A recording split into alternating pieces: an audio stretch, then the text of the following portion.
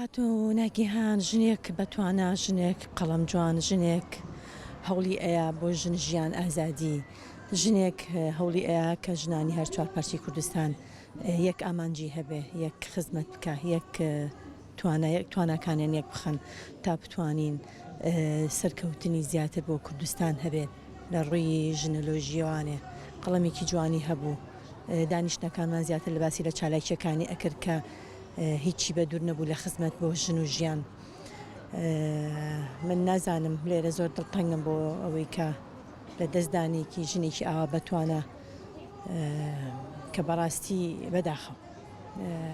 بەداخەو کە لە شاری سلێمانی ئەمە ڕۆیا و ژنێکی ئاوا بەتوانە ئاوا تیرۆر بکرێت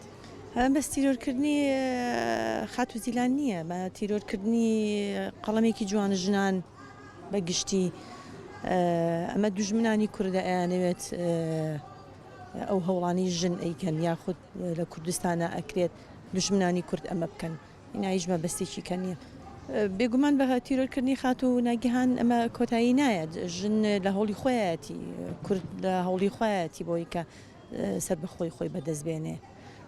ژن ژیان ئازادی